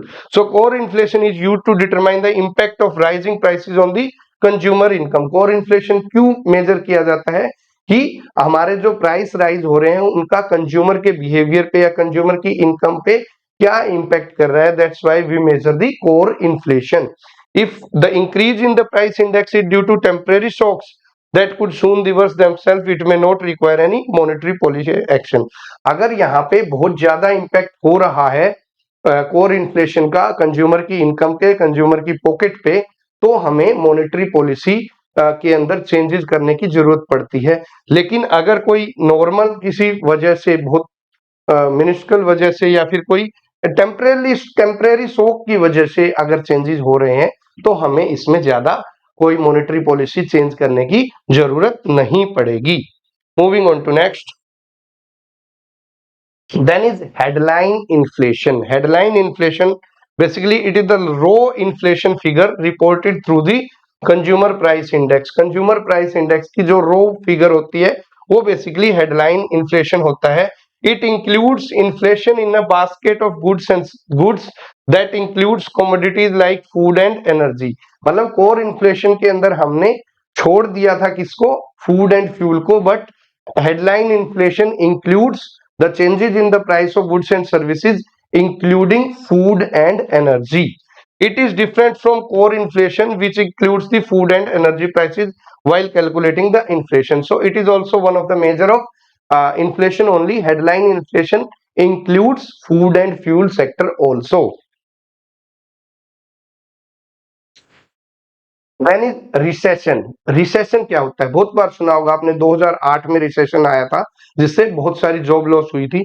So recession is a significant, pervasive and persistent decline in the economic activity. मतलब continuous और significant, बहुत ज्यादा, एकदम पूरे overall सभी sectors पे इसका impact होता है। और जब हर सेक्टर की इकोनॉमिक एक्टिविटी कंटिन्यूअसली डिक्लाइन कर रही है, उसको हम बोलेंगे recession. Recessions may last as little as a few months but the economy may not recover for years. Economy जैसे देख लीजिए 2008 का जो रिसेशन आया था उसको इकोनॉमी को रिकवर करने में 5 से 6 वर्ष का समय लग गया था। तो रिसेशन कुछ महीनों का भी हो सकता है, और लेकिन इसकी रिकवरी सालों तक हो सकती है। Nations use fiscal and monetary policy to limit the risk of recession. हम रिसेशन से बचने के लिए बार बार अपनी फिस्कल पॉलिसी और मॉनेटरी पॉलिसी, जैसा भी इन्फ्लेशन चल रहा है, एम्प्लॉयमेंट रेट चल रहा है, उसी के अकॉर्डिंग हम अपनी पॉलिसीज के अंदर बदलाव लाते हैं, पॉलिसीज के अंदर चेंजेस लाते हैं। और अगर रिसेशन का अगर शिकार कोई इकोनॉमी हो जाती है तो फिस्कल स्टिमुलस पैकेजेस दिए जाते हैं, बहुत ज्यादा मनी इन्फ्यूज किया जाता है इकोनॉमी के अंदर at a cheaper rate, so that production को और सर्विसेज को बूस्ट किया जा सके और दोबारा हम उसी लेवल पे पहुंच सके। सो this is recession. Next term is depression. तो अगर रिसेशन जो है वो कुछ मंथ का टेम्परेरी रहता है, लेकिन अगर वो रिसेशन प्रोलोंग्ड हो जाए और it is prolonged and severe downturn in the economic activity of a country, तो वो बन जाता है डिप्रेशन। जैसे कि 1929 का डिप्रेशन आया था, जबकि पूरे वर्ल्ड के अंदर ग्लोबल डिप्रेशन हुआ था उस समय पे, जब all over the world mostly जगह पे जो वेस्टर्न कंट्रीज थी और सभी में इकोनॉमिक एक्टिविटी बिल्कुल जीरो हो गई थी, बहुत ज्यादा उसका डाउनटर्न हो गया था। सो रिसेशन कुछ मंथ्स के लिए होता है, किसी पर्टिकुलर इकोनॉमी के लिए होता है, but if that recession gets prolonged and severe it leads to depression. The Great Depression was the greatest and longest economic recession in the modern world history that ran between 1929 to 1941. 1929 से 1941 तक का जो recessionary period चला था, हम उसे बोलते हैं the great depression. This period was accentuated by a number of economic contraction, including the stock market crash of 1929 and the banking panics that occurred in 1930 and 31. तो इसके तहत क्या हो गया था, 1929 में स्टॉक मार्केट बिल्कुल बुरी तरह क्रैश हो गई थी ऑल ओवर द वर्ल्ड, और बैंकिंग सेक्टर भी बहुत ज्यादा बुरी हालत में रहा 1930 और 1931 के अंदर। So this is depression. Then is carbon tax. Carbon tax जैसा कि नाम से पता चलता है कि it is a fee imposed on the businesses and individual that works as sort of pollution tax. जो फैक्ट्रीज या जो इंडस्ट्रीज कार्बन का यूज करके, कार्बन का यूज मतलब फॉसिल फ्यूल्स का यूज करके, जिससे कि कार्बन एमिशन होता है, उसको यूज करके, जो which can lead to pollution also, करके प्रोडक्शन करते हैं, उनके ऊपर कार्बन टैक्स इंपोज किया जाता है ताकि वो ग्रीन एनर्जी की तरफ अपने आप को स्ट्रीमलाइन करें, अपने आप को ट्रांजिशन में लेके जाएं। So the tax is a fee imposed on the companies that burn carbon based fuels such as coal, oil, gas and natural gas, and the burning of these fuel produce greenhouse gases such as carbon dioxide and methane which heat up the atmosphere and cause global warming. तो global warming और इसके गलत effect से, carbon emission से बचने के लिए companies के ऊपर क्या लगाया जा रहा है, कार्बन टैक्स लगाया जा रहा है ताकि वो ग्रीन एनर्जी का यूज करें, सोलर एनर्जी, विंड एनर्जी, इस तरह की एनर्जीज का यूज करें। तो इसलिए, और वो कोल का और पेट्रोल का इन सब का यूज ना करें। The carbon tax is seen as reducing emission by making it more expensive to use carbon based fuel, thereby giving companies a reason to become more energy efficient to save the money। ये इसलिए लगाया जाता है ताकि जो carbon based production होता है वो कॉस्टली हो जाए और कंपनी इजीली स्विच करें ग्रीन इकोनॉमी की तरफ। अभी ये मुद्दा बहुत ज्यादा न्यूज के अंदर है क्योंकि यूरोपियन यूनियन ने कार्बन टैरिफ बोल दीजिए या कार्बन टैक्स का बोला है कि हमारे यहाँ पे अगर कुछ इंपोर्ट होगा तो हम उसके ऊपर, अगर वो कार्बन बेस्ड फ्यूल से बना हुआ है, जैसे कि हम बहुत ज्यादा स्टील एक्सपोर्ट करते हैं, अगर स्टील यहाँ पे कोल से प्रोडक्शन हुआ है तो हम उसके ऊपर कार्बन टैरिफ लगाएंगे, कार्बन टैक्स लगाएंगे। लेकिन developing countries such as India, इन्होंने इसका बहिष्कार किया है, इसको अपोज किया है कि आप लोगों ने तो जब कार्बन का यूज करके या फिर कोल का यूज करके already you have reach the developed stage and we as a developing nation we are using these fossil fuels to come out of this developing criteria and to go to and to move towards being a developed nation। तो ये गलत है, ये one sided move है ताकि global south को दोबारा developing के अंदर ही रहने देने का एक मूव है। इसको अपोज किया है डेवलपिंग कंट्रीज ने, जो यूरोपियन यूनियन ने अभी कार्बन टैक्स या कार्बन टैरिफ लगाए हैं। Green accounting. Green accounting is a type of accounting that attempts to factor environmental cost into financial results of operation। Basically, green accounting ये देखा जाता है कि वो अकाउंटिंग जिसके अंदर हम जीडीपी या अपनी अकाउंट्स को कैलकुलेट करते हैं, टर्नओवर कैलकुलेट करते हैं, और उसके अंदर हमारे जीडीपी अर्न करने में एनवायरमेंट का कितना लॉस हुआ है, एनवायरमेंट पे कितना इम्पैक्ट पड़ा है, उसको भी अगर हम इंक्लूड करें तो that is known as green accounting. So it is a type of accounting that attempts to factor environmental cost into financial results of operation। It has been argued that the gross domestic product ignores the environment and therefore the policy makers need to make a revised model that incorporates green accounting। The major purpose of green accounting is to help the businesses understand and manage the potential quid pro quo between the traditional economic goals and environmental goals। Basically ये environment को बचाने के लिए green accounting की तरफ focus किया जा रहा है कि ये नहीं है कि हम फॉसिल फ्यूल का यूज कर करके सिर्फ जीडीपी इंक्रीज करने पे ध्यान दें, उसकी वजह से एनवायरमेंट का कितना डिग्रेडेशन हो रहा है, एनवायरमेंट पे कितना इम्पैक्ट हो रहा है, ये भी हमें मेजर करना पड़ेगा। तो अभी जीडीपी कैलकुलेट करने के लिए आर्ग्यू किया जा रहा है कि हमें ग्रीन अकाउंटिंग की तरफ ट्रांजिशन करना पड़ेगा। The next is CRR. CRR is basically cash reserve ratio. Cash reserve ratio is a specific part of the total deposit of a bank that is held as a reserve by the commercial bank and is mandated by the RBI।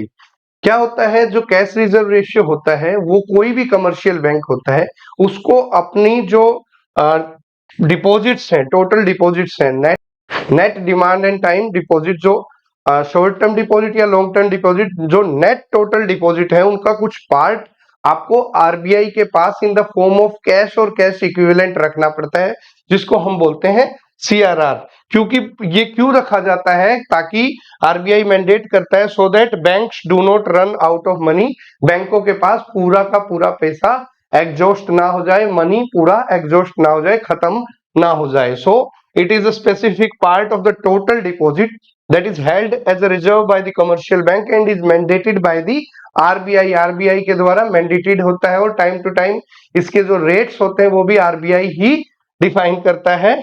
This specific amount is held as a reserve. सो ये एक reserve amount है in the form of cash और cash equivalent which is stored in the bank's vault और is sent to the RBI. So it ensures that bank do not run out of money. Cash reserve ratio in India is decided by the Monetary Policy Committee. Monetary Policy Committee की जो meeting होती है उसके अंदर जो CRR रखना है, क्या रेट रखनी है, वो सब डिसाइड करती है RBI की monetary policy committee under the periodic monetary and credit policy.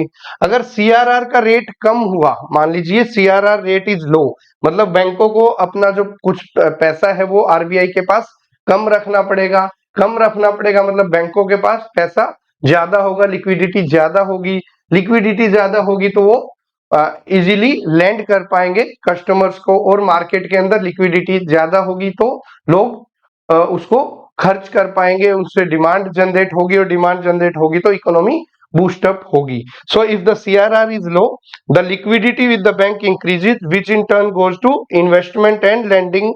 And if the CRR value is high, CRR के रेट अगर हाई कर देते हैं तो लिक्विडिटी कम होगी. लिक्विडिटी कम होगी तो मार्केट के अंदर भी पैसा कम रहेगा, लोगों के पास कम रहेगा तो डिमांड कम होगी. बेसिकली ये किया जाता है इन्फ्लेशन को कंट्रोल करने के लिए, CRR को अप एंड डाउन किया जाता है. So current rate of CRR is 4.5%, मतलब बैंक के टोटल डिपॉजिट का 4.5% आपको RBI के पास in the form of cash और कैश इक्विवेलेंट रखना पड़ेगा. This is the concept of CRR, cash reserve ratio. चलते हैं एक similar concept SLR, statutory liquidity ratio. Next is SLR, statutory liquidity ratio. Basically जो है statutory means it has been mandated by some act of parliament.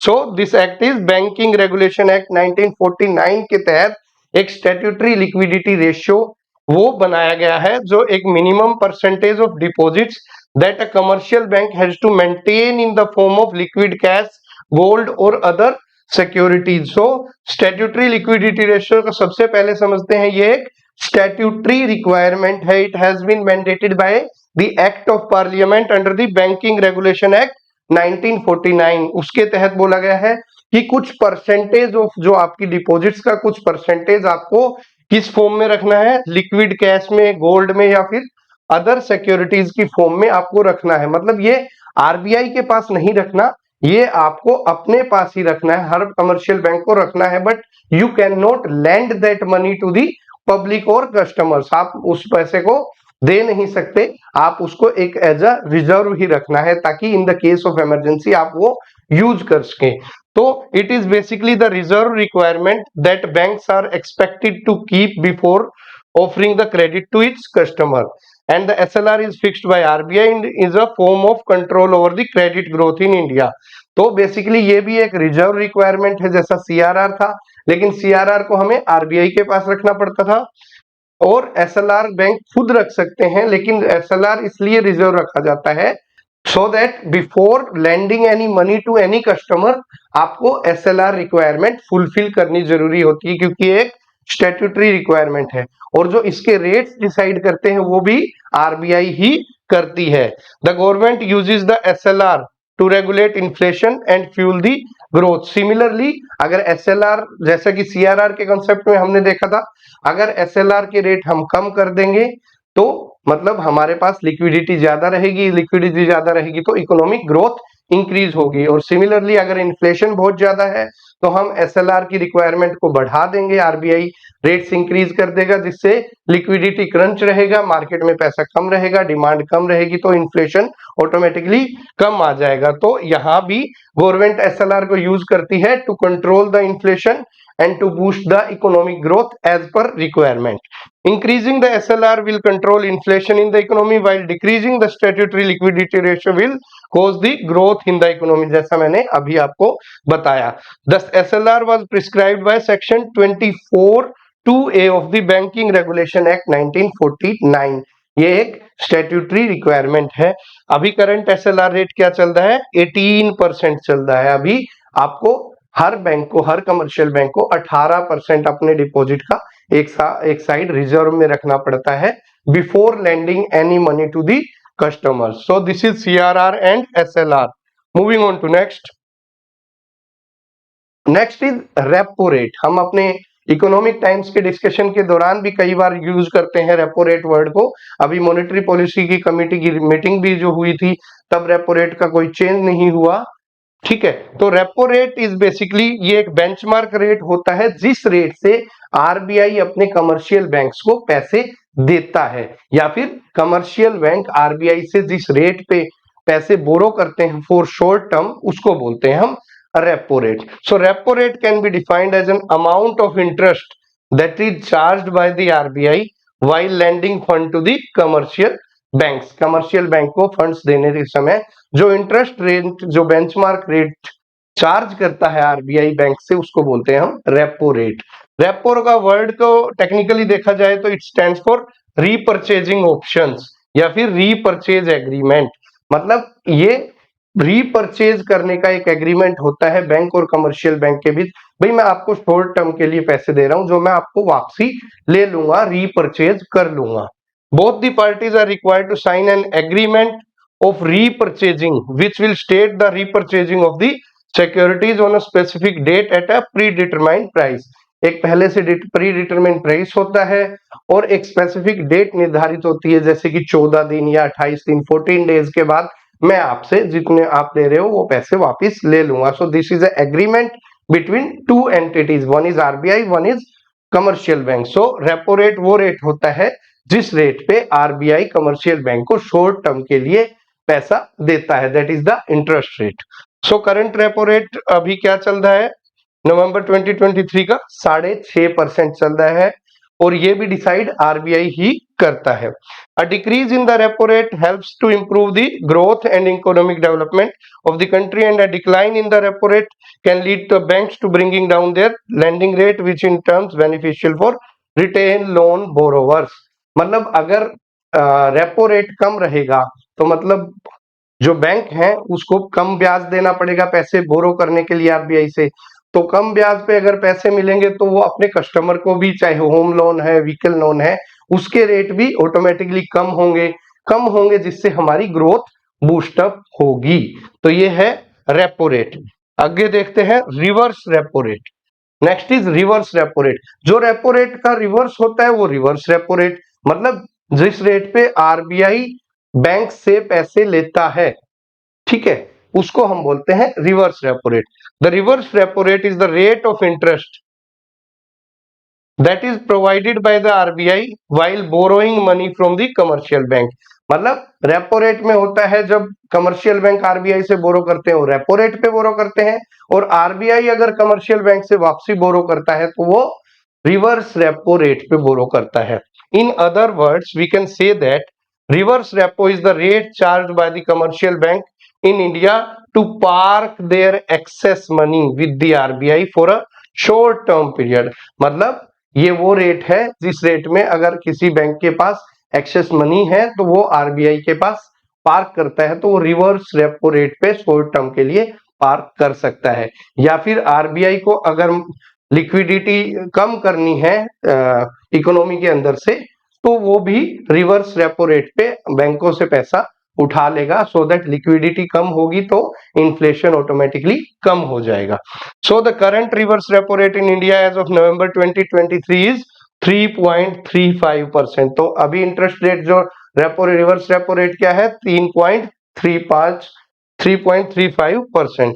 So reverse repo rate is an important instrument of the monetary policy which control the money supply in the country or in the economy। Moving on to next is marginal standing facility, MSF, marginal standing facility। Marginal standing facility is a window for banks to borrow from the RBI in emergency conditions when the interbank liquidity dries up completely। So it is a scheme launched by RBI while forming the monetary policy in 2011-12। तो basically या तो अगर बैंकों को पैसा चाहिए तो वो रेपो रेट पे लेंगे बैंक से, लेकिन अगर बैंक के पास ऐसी कोई इमरजेंसी कंडीशन आ जाती है कमर्शियल बैंक के पास, जब वो अपना इंटर बैंक लिक्विडिटी के सारे ऑप्शंस खत्म कर चुका होता है, तो इमरजेंसी कंडीशन पे वो आरबीआई से एमएसएफ के रेट पे पैसा उठाता है, मार्जिनल स्टैंडिंग फैसिलिटी के रेट पे पैसा उठाता है। ये 2011-12 की मॉनेटरी पॉलिसी के समय आरबीआई ने ये एक फैसिलिटी कमर्शियल बैंक को दी थी कि अगर आप अपनी लिमिट्स एग्जॉस्ट कर देते हो बाकी सारे ऑप्शंस, तो आप अगर पैसा लेना चाहते हो तो एमएसएफ फैसिलिटी के थ्रू ले सकते हो। तो that means it is a penal facility. ये पीनल रेट पे मिलेगा। पीनल रेट मतलब एक्सेसिव रेट पे मिलेगा। क्यों आपने पहले क्यों अपने सारे ऑप्शंस खत्म कर दिए?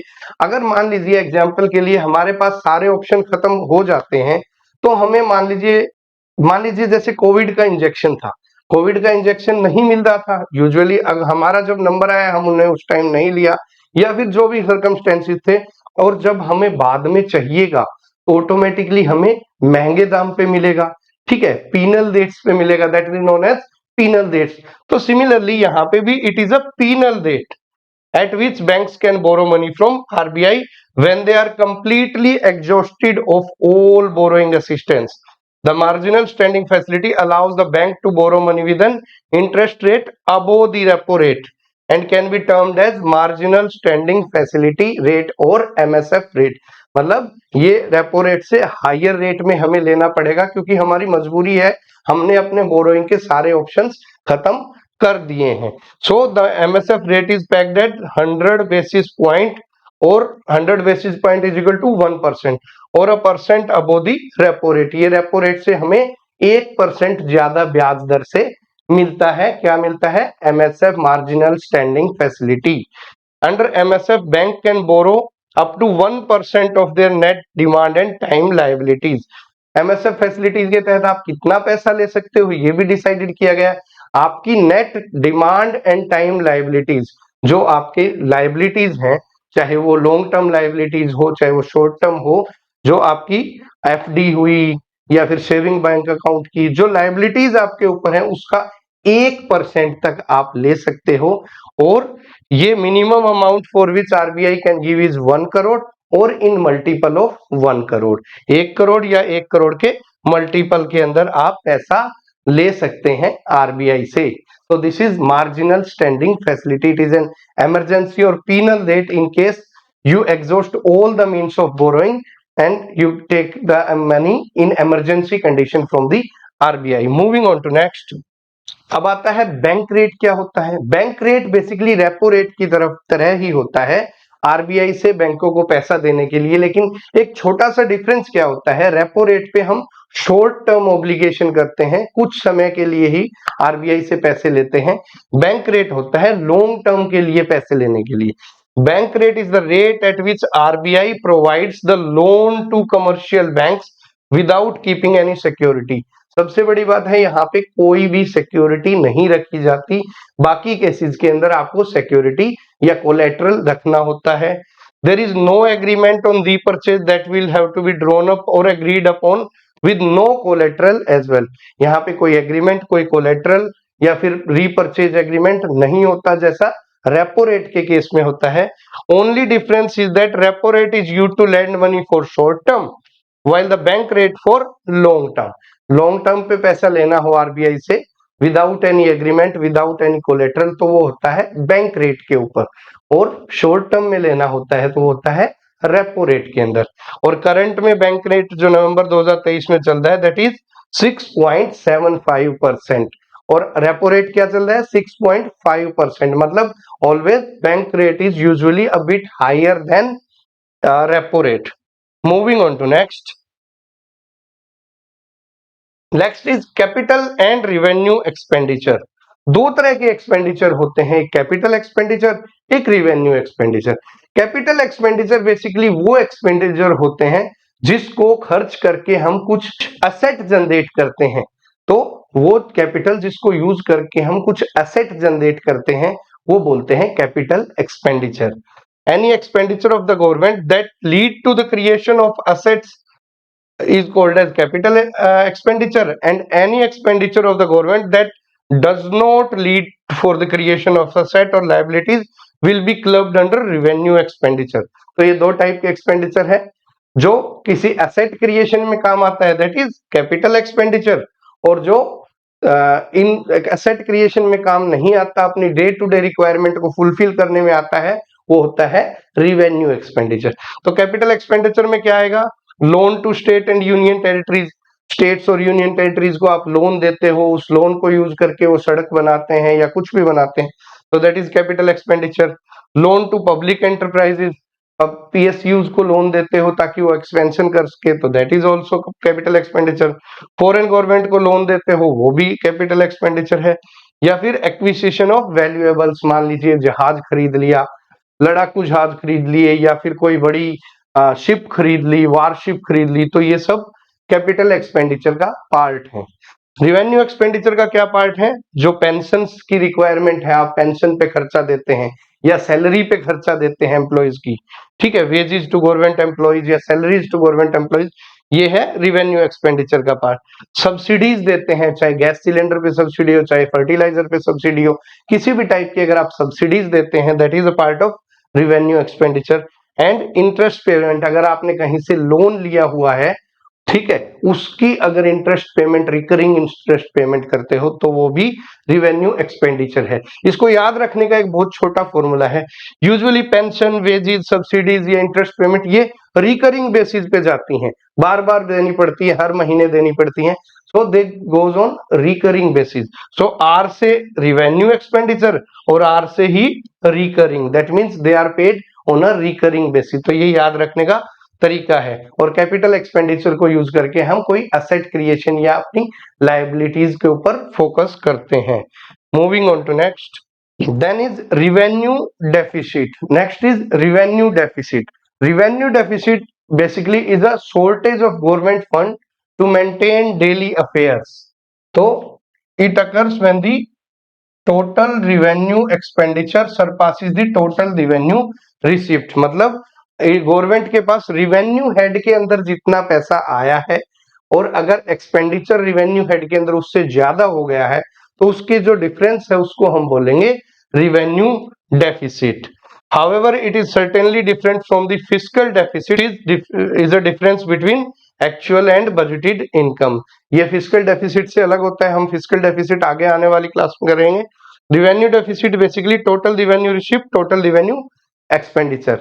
मान लीजिए अगर कोई आदमी, एक छोटा सा एग्जांपल से देखते हैं इसको, मान लीजिए कोई एग्जांपल, एक पिज्जा की शॉप लगाता है, ठीक है, पिज्जा की बेकरी लगा लीजिए, तो वो पिज्जा शॉप बनाता है, तो उसको, तो वो जो पिज्जा बेच के जो पैसे कमाता है, that is revenue receipts, that is revenue receipts. लेकिन उस पिज्जा को बनाने में, उसको डब्बे में लगाने में, उसको ओवन हो गया, उसके लिए इंग्रेडिएंट्स हो गए, उन सबको ऊपर जो पैसा खर्च होता है, दैट इज रिवेन्यू एक्सपेंडिचर। तो अगर मान लीजिए पिज्जा से इनकम कम हो रही है, पैसे कम आए, लेकिन उसके इंग्रेडिएंट्स पे और उस पे, उसके बाकी जो उसकी बनाने प्रिपरेशन कॉस्ट पे अगर ज्यादा पैसा हमने एक्सपेंडिचर ज्यादा कर दिया, तो उसके डिफरेंस को बोलेंगे हम revenue deficit. So this is revenue deficit. So total revenue receiveds minus total revenue expenditure, तो ये माइनस में आएगा। अब बात करते हैं इफेक्टिव रिवेन्यू डेफिसिट की। इफेक्टिव रिवेन्यू डेफिसिट क्या होता है? It is a difference between the grant for creation of capital assets and revenue deficit. मतलब रिवेन्यू डेफिसिट जो आया उसके अंदर से grant for creation of capital assets को घटा दीजिए, तो that will be your ERD, effective revenue deficit. मतलब ये जो डिफरेंस आया था, हमने देखा था, एग्जाम्पल से ही समझ लेते हैं कि हमारा डिफरेंस क्या आया था। हमने पिज्जा बनाने में ज्यादा खर्चा कर दिया, लेकिन उस पिज्जा की कमाई हमारी कम आई, तो वो जो डेफिसिट आया था। और मान लीजिए कोई आपको पैसे देता है स्टोर के अपग्रेडेशन के लिए, कि आप अपने स्टोर को अपग्रेड करके इसके अंदर इन हाउस सीटिंग भी बना लीजिए, डिलीवरी का काम भी कर लीजिए। तो अगर हमें हमारे स्टोर को, पिज्जा स्टोर को अपग्रेडेशन करने के लिए हमारे पास कोई ग्रांट आती है, तो उस ग्रांट को घटा देंगे रिवेन्यू डेफिसिट से, so that will be effective revenue deficit. समझ आया? तो it is the revenue deficit minus grant for creation of capital asset. जो हमारा डिफरेंस आया था पिज्जा बेच के और खर्चे के ऊपर, जो डिफरेंस आया था, ऑटोमेटिकली हमने खर्चा ज्यादा कर दिया था। अभी वो खर्चा ज्यादा करने कहां से हुआ? क्योंकि किसी ने ग्रांट दे दी थी।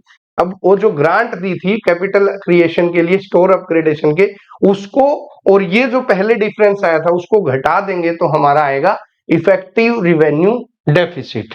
So it is aims to deduct the asset exhausted from the borrowing to finance the capital expenditure. तो बेसिकली ये क्या दिखाता है कि आपने जो आपका असेट था, जो आपके पैसे थे, जो असेट क्रिएशन करने में कैपिटल एक्सपेंडिचर में आपने लगा दिए, उसको छोड़ के आपको कितना घाटा हुआ है, that is known as revenue deficit. Moving on to next. Next is fiscal deficit. Fiscal deficit, it is the difference between the government's total expenditure and its total receipt. Government के टोटल एक्सपेंडिचर और total receipt के difference जो है वो बोलते हैं fiscal deficit. जब हमारा expenditure, revenue expenditure as well as total expenditure, that is revenue expenditure and capital expenditure ज्यादा हो जाता है, किससे? Revenue receipt, recovery of loans and other capital receipt से. तो क्या बचेगा हमारे पास? हमारे पास बचेंगी हमने बोरोइंग कितनी की है. Fiscal deficit is shows that what are the government's total borrowings. Fiscal deficit is when the government total expenditure exceeds the revenue that is generate excluding the money from borrowing. तो हमारा जितना total expenditure हुआ है उसमें से total receipts घटा देंगे तो हमें पता चलेगा हमने पैसे बोरो कितने करके एक्सपेंडिचर में लगा दिए. तो that is known as fiscal deficit. तो it is the difference between government's total expenditure minus total earnings. Next is fiscal deficit versus revenue deficit. आइए हम इसका डिफरेंस देख लेते हैं. Fiscal deficit, it is the excess of budget expenditure over budget receipts other than borrowings. Basically budget के अंदर जितना हमारा टोटल एक्सपेंडिचर है उसको टोटल रिसीट से घटा देंगे तो हमारे पास क्या आ जाएगी कि हमने बोरोइंग्स कितनी की है. This is known as fiscal deficit. Revenue deficit में क्या है? जो हमारे रिवेन्यू हेड पे जो कि रिकरिंग है, बार बार हमें उसको यूटिलाइज करना है. So it is the excess of revenue expenditure over revenue receipts. तो रिवेन्यू हेड के ऊपर कितना ज्यादा एक्सपेंडिचर हुआ है रिवेन्यू रिसीट से, तो वो दिखाता है revenue deficit. It reflects the government's total borrowing during a fiscal year. Fiscal deficit से समझ सकते हैं कि एक फिस्कल ईयर में हमारी गवर्नमेंट की टोटल कितनी बोरोइंग्स हैं, उस एक्सपेंडिचर को कवर करने के लिए कितनी बोरोइंग्स है, उसको हम बोलते हैं fiscal deficit, while the revenue deficit reflects the inefficiency of the government to reach its regular or recurring expenditure. तो रेवेन्यू डेफिसिट ये बताता है कि ये हमारे गवर्नमेंट की इनएबिलिटी है कि जो रिकरिंग जो एक्सपेंडिचर है जैसे कि वेजेस है, पेंशन है, सब्सिडी, उसको पूरे फुलफिल कर पाने में इनएफिशिएंट रहे हैं. That means we are revenue deficit. Moving on to next. Then is primary deficit. Primary deficit basically means the total amount of loans raised by the government excluding the interest rate. Primary deficit basically बताता है कि हमारी borrowing requirement except interest rate कितनी है. Primary deficit tells about the borrowing requirement exclusive the interest payment. Basically जो हमने fiscal deficit देखा था जिसके अंदर हमारी total borrowings दिखा रहा था, तो यहाँ पे fiscal प्राइमरी डेफिसिट के अंदर fiscal deficit minus interest payment अगर हम कर देंगे तो वो दे देगा हमारे को primary deficit. Fiscal deficit minus interest payment. So this means that it tells about the borrowing requirement exclusive of interest payment. The borrowed capital by the government to meet the needs in the purchase of goods and services for public consumption, public investment, transfer of pension and other social benefits. So it tells about what amount of government borrowing is required to meet the expense other than interest payment. मान लीजिए कि fiscal deficit हमारा है 100 रुपए और उसके अंदर से 70 रुपए तो हमें पुराने लोन की इंटरेस्ट पेमेंट दे रहे हैं, तो दैट मीन्स हमारा टोटल बोरोइंग कितनी हुई है? 30 रुपए हुई है. सो 30 रुपए इज द प्राइमरी डेफिसिट. तो this is fiscal deficit minus interest payment. ये हमें बताता है कि हमारी एक्चुअल बोरोइंग रिक्वायरमेंट क्या है, इंटरेस्ट पेमेंट को हटा दीजिए. तो this is fiscal deficit. Moving on to next. Next is current account deficit. If an economy is running a current account deficit means it is absorbing more than it is producing. मतलब हमारा import ज्यादा है export से। अगर हमारा import ज्यादा है export से, that means we are running into current account deficit, means our economy is absorbing means it is consuming more, domestic consumption in investment और गवर्नमेंट स्पेंडिंग ज्यादा है और प्रोडक्शन से ज्यादा है, हमारी जो खर्चा है वो ज्यादा है और कमाई कम है बेसिकली, और जो खर्चा मीटअप हो रहा है वो इंपोर्ट से या बाहर के पैसों से आ रहा है। This can only happen if some other economies are lending their saving to it in the form of debt या फिर पोर्टफोलियो इन्वेस्टमेंट, और the economy is running down its foreign assets such as foreign currency reserves, या फिर हम अपने foreign currency reserves को deplete कर रहे हैं या बाहर की कोई एंटिटी हमारे अंदर इन्वेस्टमेंट कर रही है, पोर्टफोलियो इन्वेस्टमेंट कर रही है, जब हमारा नेट इंपोर्ट ज्यादा है एक्सपोर्ट से। तो this is current account deficit. Moving on to next, deficit financing, जैसा कि टर्म से समझ आ रहा है, उस डेफिसिट को फाइनेंस करने के लिए जो पैसा यूज होगा that is known as deficit financing. Deficit financing can happen when the total income of the government that is revenue and capital account falls below its total expenditure, मतलब हमारी total income हमारे expenditure से कम है, मतलब या तो कर्जा लेना पड़ेगा, बोरो करने पड़ेंगे, या फिर हमें आरबीआई से या फिर कहीं से पैसा लेके उसको फाइनेंस करना पड़ेगा। The government resort to withdrawing money from its cash deposit in RBI और orders the RBI to print new currency और न्यू मोन और borrows the money from public in the form of bonds and other securities.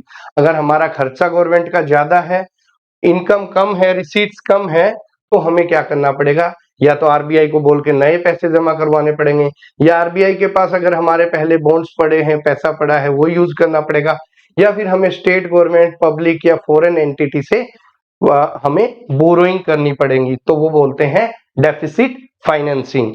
The deficit is financed by borrowing loan from the central bank, commercial bank और even state government through ad hoc treasury bills. तो ad hoc T bills हैं, उनके through government से लेंगे या commercial bank से लेंगे या फिर आरबीआई से लेंगे। So this is known as deficit financing.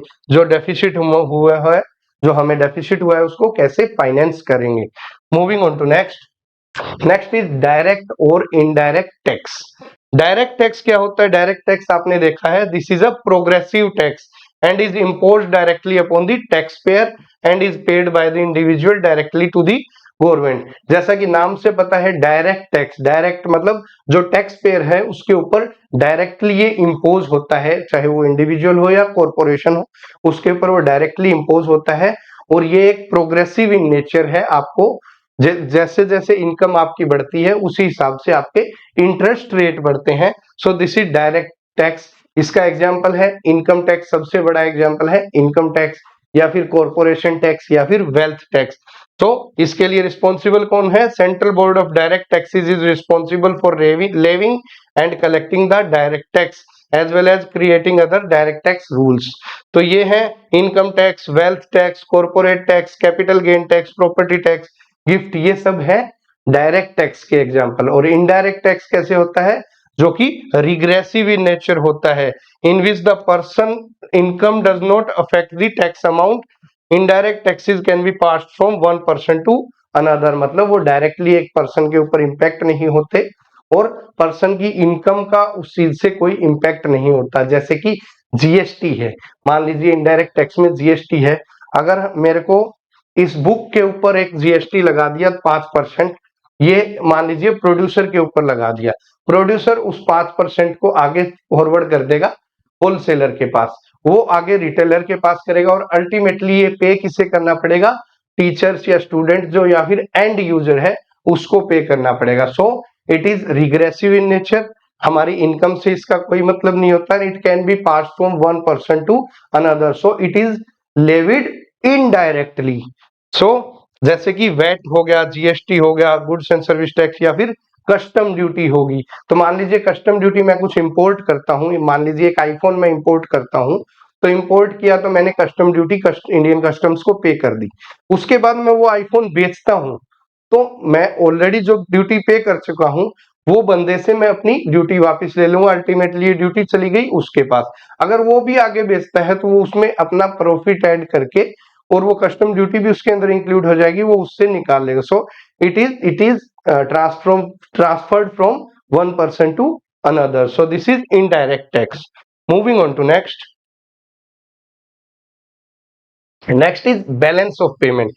Balance of payment, basically it is a statement of every recorded transaction made between entities or business in one country with that of the rest of the world over a definite period of time such as quarter or annual year. तो balance of payment मतलब हमारी कितनी देनदारी है, हमारा इतना import हुआ, इतना एक्सपोर्ट हुआ, जो डिफरेंस आएगा that is our balance of payment. Basically current account deficit है, that is the measure of balance of payment. The latest data on balance of payment for quarter 3 financial year 23 reveals that there is a significant improvement in the current account deficit, which had reduced to 2.2% of the gross GDP from the previous 3.7%। जैसा कि हमने current account deficit के अंदर देखा था कि हमारा import ज्यादा है, एक्सपोर्ट कम है, उसका जो डिफरेंस आता है that is current account deficit. वही होता है हमारे बैलेंस ऑफ पेमेंट की, हमें बाहर कितनी पेमेंट अभी देनी है। तो बेसिकली ये हमारे क्राइटेरिया रहते हैं कि हमें करंट अकाउंट डेफिसिट इस लेवल पे रखना है। अच्छी खबर यह है कि क्वार्टर 3 ऑफ फाइनेंशियल ईयर 23 के अंदर हमारा करंट अकाउंट डेफिसिट कम हुआ है, और अगर मुकाबला करें हम पिछली साल के सेम क्वार्टर से, तो this is a positive indication of the strengthening the external sector fundamental. मतलब हमारे ये पॉजिटिव संकेत है कि हमारी इकोनॉमी बूम कर रही है और हमारा इंपोर्ट कम हुआ है, एक्सपोर्ट बढ़ा है, जिससे कि अल्टीमेटली हमारा बैलेंस ऑफ पेमेंट भी कम होगा। Moving on to next. Next is FDI, foreign direct investment. Foreign direct investment, it is an investment made by a company or an individual in one country into business interest located in another country। Foreign entity या फिर किसी foreign country का एक individual हमारे देश के अंदर investment करता है, एक देश से दूसरे देश के अंदर इन्वेस्टमेंट करता है, उसको बोलते हैं foreign direct investment. It is an important driver of economic growth, इससे इकोनॉमिक ग्रोथ इंक्रीज होती है। Generally, FDI is when a foreign entity acquires ownership or controlling stake in the shares of a company in one country or establishes business there। Basically दो तीन तरीके से FDI हो सकती है, या तो बाहर का कोई इंडिविजुअल या बाहर की कंपनी हमारे यहाँ के स्टेक्स एक्वायर करती है किसी कंपनी के, या फिर वो खुद ही अपनी सेटअप करती है इंडिया के अंदर, तो वो फॉरेन डायरेक्ट इन्वेस्टमेंट रहेगी। It is different from foreign portfolio investment where the foreign entity merely buys the equity share of the company।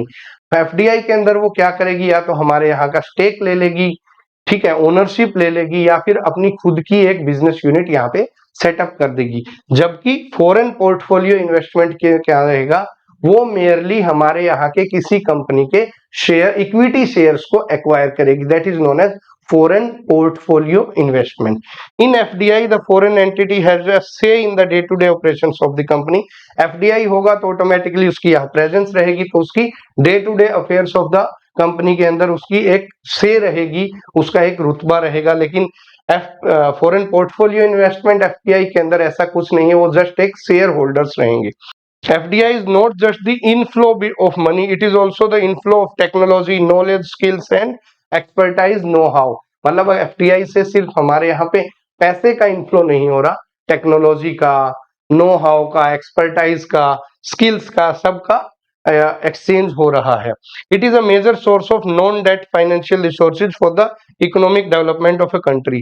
ये हमारा नॉन डेट फाइनेंशियल सोर्स है इकोनॉमिक डेवलपमेंट के लिए। मतलब यहाँ हम किसी से कर्जा नहीं उठा रहे, बाहर की कंपनी हमारे यहाँ आके प्लांट सेटअप कर रही है, जिससे इकोनॉमिक डेवलपमेंट होगा। तो it is a non debt financial resource for our economy. This is FDI, foreign direct investment. Moving on to next. Next is FII, foreign institutional investment। Foreign institutional investor is an investor in a financial market outside its official home country। मान लीजिए कोई outside, हम अपने देश से बाहर कोई investment करता है फाइनेंशियल मार्केट्स के अंदर, तो वो बोलेंगे foreign institutional investor. They can include pension fund, वो पेंशन फंड में पैसा लगा सकता है, इन्वेस्टमेंट बैंकर होते हैं या हेज फंड होते हैं या म्यूचुअल फंड हो सकते हैं।